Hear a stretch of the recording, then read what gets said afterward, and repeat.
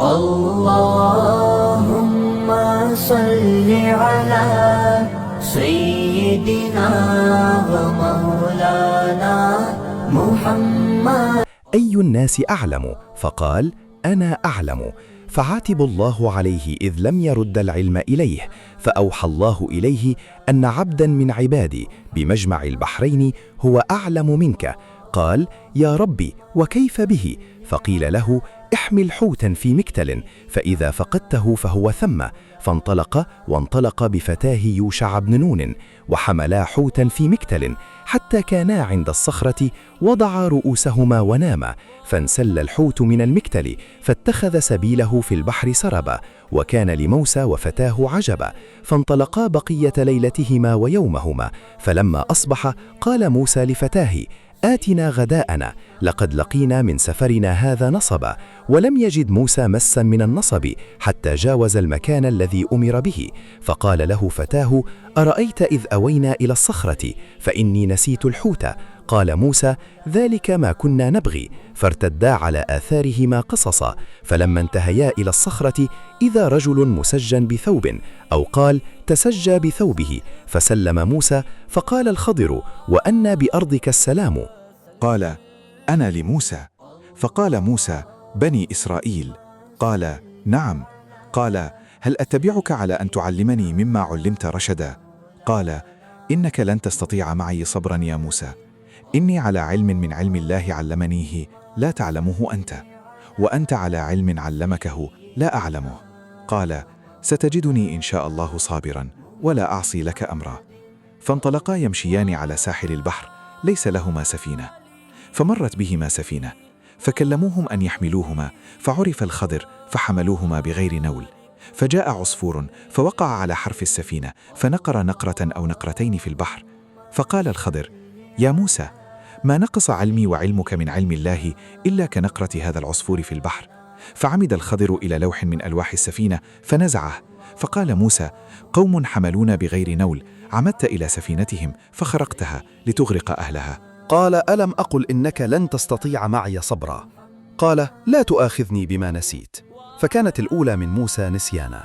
فانطلق فإذا غلام يلعب مع الغلمان، فأخذ الخضر برأسه من أعلاه فاقتلع رأسه بيده. فقال موسى: أقتلت نفسا زكية بغير نفس؟ قال: ألم أقل لك إنك لن تستطيع معي صبرا؟ قال ابن عيينة: وهذا أوكد. فانطلقا حتى إذا أتيا أهل قرية استطعما أهلها فأبوا أن يضيفوهما، فوجدا فيها جدارا يريد أن ينقض فأقامه. قال الخضر: بيده فأقامه. فقال له موسى: لو شئت لاتخذت عليه أجرا. قال: هذا فراق بيني وبينك. قال النبي صلى الله عليه وسلم: يرحم الله موسى، لو وددنا لو صبر حتى يقص علينا من أمرهما। नूफ बकाली का ये ख्याल है कि मूसा अलैहिस्सलाम जो खिज़र अलैहिस्सलाम के पास गए थे वो मूसा बनी इसराइल वाले नहीं थे बल्कि दूसरे मूसा थे। ये सुनकर इब्ने अब्बास रदी अल्लाहु अन्हुमा बोले कि अल्लाह के दुश्मन ने झूठ कहा है।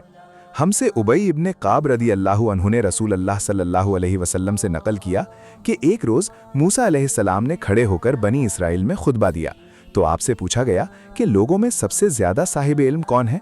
उन्होंने फरमाया कि मैं हूँ। इस वजह से अल्लाह का गुस्सा उन पर हुआ कि उन्होंने इल्म को अल्लाह के हवाले क्यों ना कर दिया।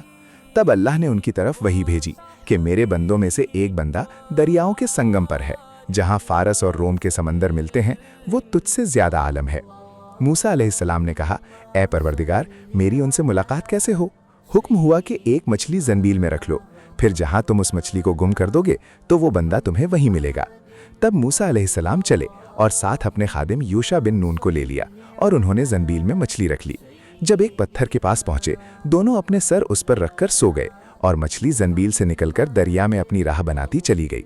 और ये बात मूसा अलैहिस्सलाम और उनके साथी के लिए बेहद ताज्जुब की। फिर दोनों बाकी रात और दिन में जितना वक्त बाकी था चलते रहे। जब सुबह हुई, मूसा अलैहिस्सलाम ने खादिम से कहा, हमारा नाश्ता लाओ, इस सफ़र में हमने काफ़ी तकलीफ उठाई है।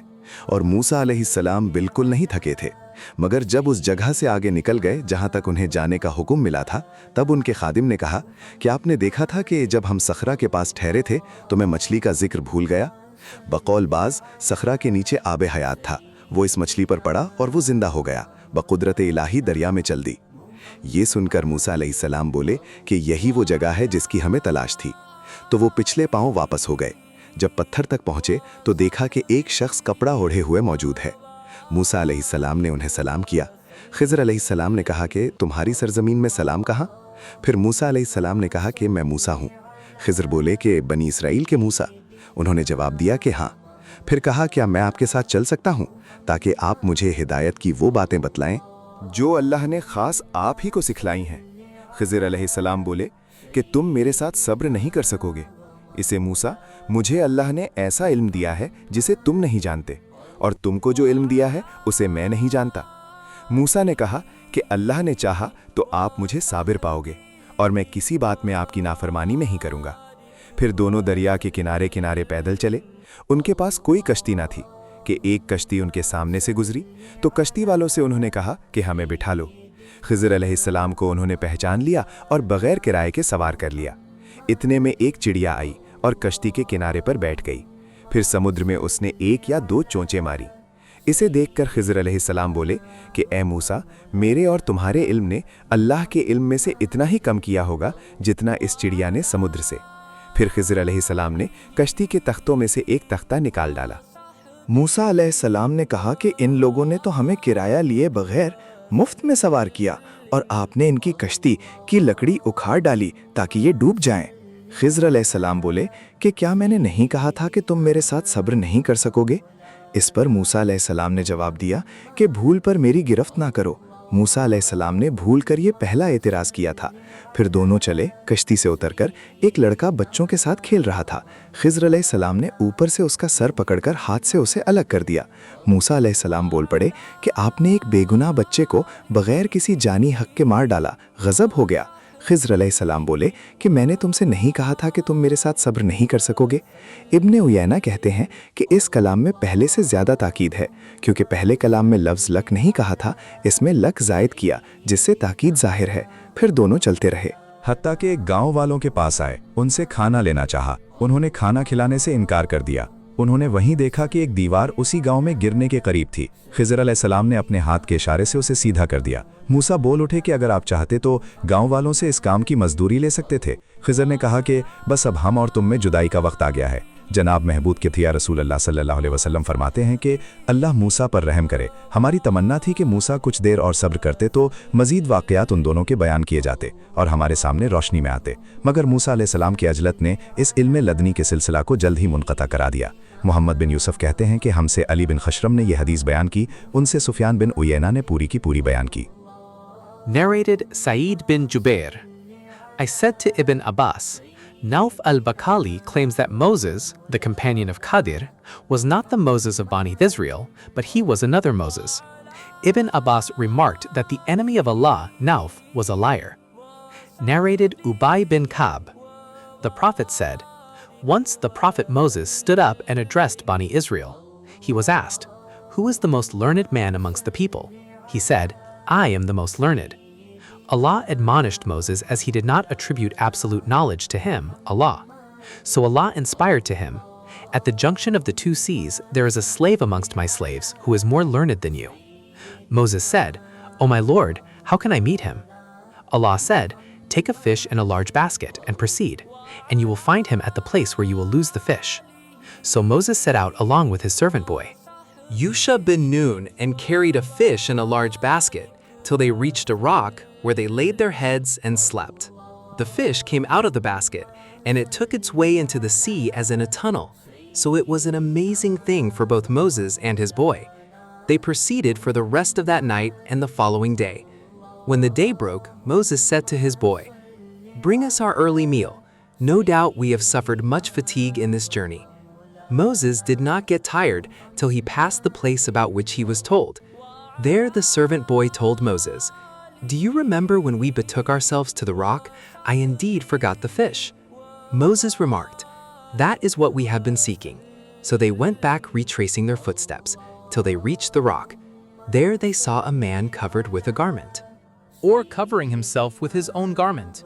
Moses greeted him. Al-Khidr replied, saying, how do people greet each other in your land? Moses said, I am Moses. He asked, the Moses of Bani Israel? Moses replied in the affirmative and added, "May I follow you so that you teach me of that knowledge which you have been taught?" Al-Khidr replied, "Verily, you will not be able to remain patient with me, O Moses. I have some of the knowledge of Allah which He has taught me and which you do not know, while you have some knowledge which Allah has taught you, which I do not know." Moses said, "Allah willing, you will find me patient, and I will disobey no order of yours." So both of them set out walking along the seashore, as they did not have a boat. In the meantime, a boat passed by them, and they requested the crew of the boat to take them on board. The crew recognized Al-Khidr and took them on board without fare. Then a sparrow came and stood on the edge of the boat and dipped its beak once or twice in the sea. Al-Khidr said, "O Moses, my knowledge and your knowledge have not decreased Allah's knowledge except as much as this sparrow has decreased the water of the sea with its beak." Al-Khidr went to one of the planks of the boat and plucked it out. Moses said, "These people gave us a free lift, but you have broken their boat and scuttled it so as to drown its people." Al-Khidr replied, "Didn't I tell you that you will not be able to remain patient with me?" Moses said, "Call me not to account for what I forgot." The first excuse of Moses was that he had forgotten. Then they proceeded further and found a boy playing with other boys. Al-Khidr took hold of the boy's head from the top and plucked it out with his hands, i.e., killed him. Moses said, "Have you killed an innocent soul who has killed none?" Al-Khidr replied, "Did I not tell you that you cannot remain patient with me?" Then they both proceeded, till when they came to the people of a town, they asked them for food, but they refused to entertain them. Then they found there a wall on the point of collapsing. Al-Khidr repaired it with his own hands. Moses said, "If you had wished, surely you could have taken wages for it." Al-Khidr replied, "This is the parting between you and me." The Prophet added, "May Allah be merciful to Moses. Would that he could have been more patient to learn more about his story with Al-Khidr." Allahumma salli ala Sayyidina wa Maulana Muhammad